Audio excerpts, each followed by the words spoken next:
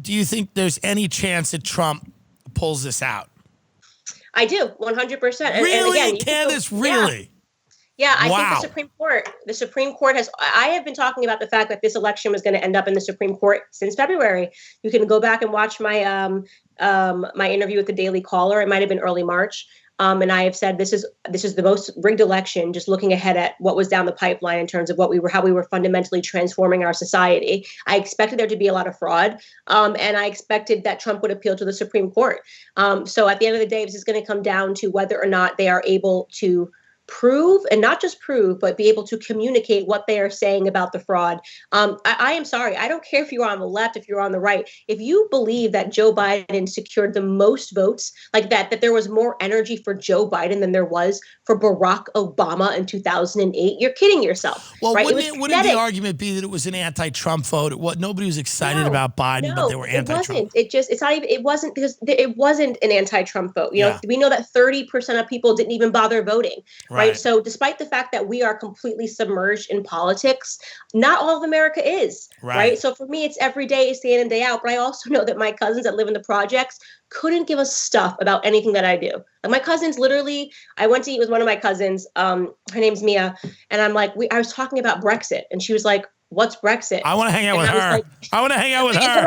I'm sick in LA. Everybody talking about politics. I want to go hang out with your cousins in the projects tomorrow.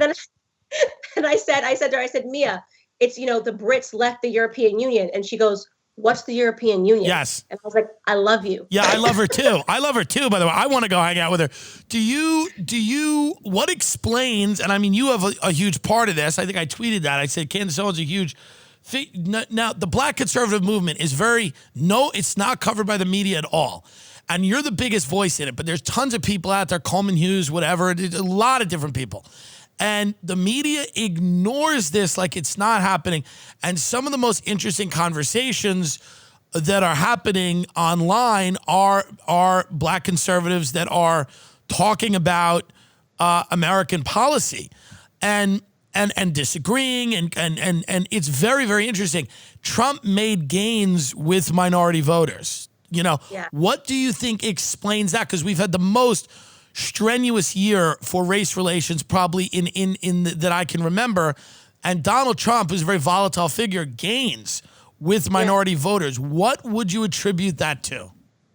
People like me, independent voices. People are not buying it anymore, and goes back to what we talked about earlier, the fatigue of victimhood. I mean, if you weren't tired of being just black this year, when everything, you're struggling, you're just being black. I mean, at a certain point, I kept saying, Black America's going to wake up to this game. You can't just keep doing this every 4 years and popping around, and then Black Lives Matter, disappearing like a magic act and then jumping back in, for the next election cycle. Eventually, Black people are going to get smart. And that's what's happening. We're having conversations. We have our own platforms. This is the reason why the left is ignoring us, but at the same time pushing for social media censorship, because it's problematic when people like Candace Owens can gain, millions and millions of followers, and, they are no longer relying on the mainstream narrative about race, right? They have another option. And that option sounds a lot better than waking up every day and being miserable just because of the color of your skin and seeing yourself as a victim. Like it just feels better. I have a better product, right? You get to go out and be happy and live your life, and you can do anything you want because this is the greatest country in the world, versus you are a victim, permanently a victim. Your life is going to suck forever because you were born with brown skin. But I think it would be fair to say that black people face a different set of challenges than white people. They in many cases, right? And that in what way specifically? Well, I think that if you look at where I grew up in Long Island. In Long Island, a lot of my friends were able to inherit homes because their parents got loans after World War II, or their grandparents got loans after World War II to buy these houses. And they created the suburbs. I think a lot of black people were excluded, not only from those loans, but also from like those communities, like realtors that showed black people houses would be threatened. And it was like, so the suburbs and the house, which seemed like the engine of wealth for a lot of middle-class families, right? Building equity in something, ownership. if black people were excluded from that. So I feel like there is a little bit of catch up being played, certainly. But there's not, because that doesn't explain or account for the reason that Black Americans during my grandfather's time did better than Black Americans during my father's time. So that defeats your entire argument, right? Well, there was more what do you mean? ownership. So what happened from the 1950s through to the 1970s, that Black Americans became more impoverished, owned less homes, and became more reliant upon the government structure. And the truth is we married the government, welfare. And now, whether you want to argue whether or not that was strategic and whether it's the fault of the government and Lyndon Baines Johnson, for proposing the Great Society Act, which is what married Black women to the government, that's an argument you can have. But you can't say it's because there's this long-standing Black Americans just couldn't break away. If you look at the 100 years following slavery, Black Americans did well. The fact that Black Americans performed better economically under Jim Crow laws than they are doing today, you just cannot point to a systemic racism. It has to do with choices, the choices that we made to marry the government, and the fact that we cannot outthink this government structure, that, Black Americans still believe in the victimhood and will take the handouts, that Black Americans will take to the streets and demand, AOC right now is saying we need to make sure, Black and brown people, the government pays them to stay home. Well, hello, welfare policies that, were the first thing that crippled Black America in the first place, that they're being reintroduced right now under COVID-19. Right. So I always say right now, we have a choice right now if we're going to give another 100 years to Black poverty by all of us saying yes to more government handouts. We don't need government handouts. That's the biggest issue, is more and more and more from the government. The government is not our parent. It's not our mother. It's not our father. It was an attack on the Black family. But if we don't wake up to that, we're never going to get ahead. Black people make the worst decisions out of every group in America, and you can compare us to who is the most successful group in America. It's not white Americans. So your argument about white Americans, who is this? Is it Asians? It's Asian. I forget who it is. Is it Asians? Some Asians, Indians do well. They weren't given anything. Indians do well. I'm Irish. We haven't done great. Yeah. So nobody wants to talk about Asians because it defeats all of the arguments. Well, white people had it easier, because no one's going to say Asian people during World War II were Japanese people were in internment camps. Right. Well, that should be the title of your. So why are they ranked above white Americans today? The title of your next book should be "Nobody Wants to Talk About Asians" by Candace Owens. I know. Exactly. Yeah, I do understand, but as a white person, I always say to myself, I was a druggie. I drove around. I did not get pulled over nearly as much as my Black friends. I feel like they 100% are more likely to get pulled over, more likely to go to jail. And we're doing a lot of the same things, right? I was, irresponsible, reckless human being.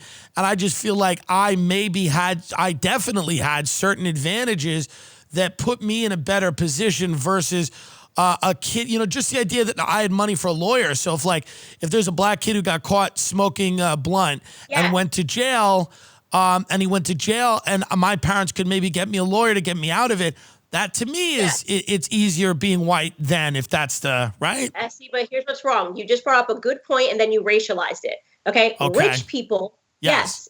Economic privilege is a real thing. It didn't happen because you're white, right? So it didn't matter if you think that Puff Daddy's son is not going to be better off being pulled off if he has pot, right, than some poor white kid, you're wrong.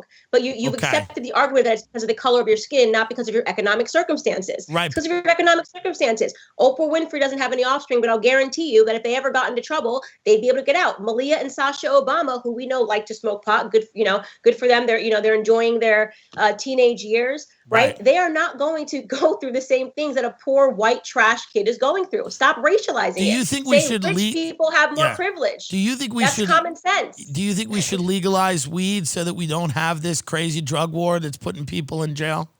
No. I mean, listen, I have to think through those arguments more, because I do think that first and foremost, I think conservatives that pretend like pot is the worst thing in the entire world are just completely crazy and out of control. But the issue is the slippery slope argument. And we know that's real because right now in California, what are they doing? Trying to, with heroin and methamphetamine, they're trying to make it so you just get a ticket and keep going. So the problem with the left is that you never just stop at one thing. You're not like, okay, you legalize pot and they're going to be done, right? They're like already in California pushing for decriminalizing methamphetamine and heroin. And this is now an argument that we have to fight. So it's hard to find what the right answer is when you know that it's never enough to do one thing. Meaning, a couple of years ago, it was all about just gay marriage, just gay marriage. Right. I mean, the second the Supreme Court passed gay marriage, we were on trans rights, and it's been shoved down our throat. And now we're at kids picking their gender, and bathroom signs need to be all inclusive, and men need tampons in their restroom.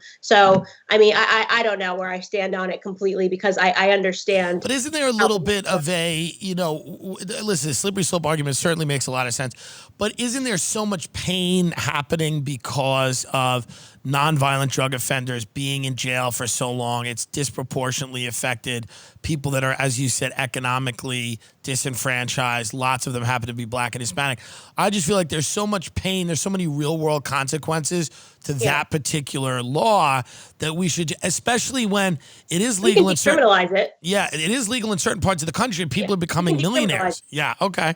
So we can decriminalizing is different than saying making it legal. And I agree with you. I think we spend a lot of time, the idea of anyone being in prison for smoking pot is just ridiculous.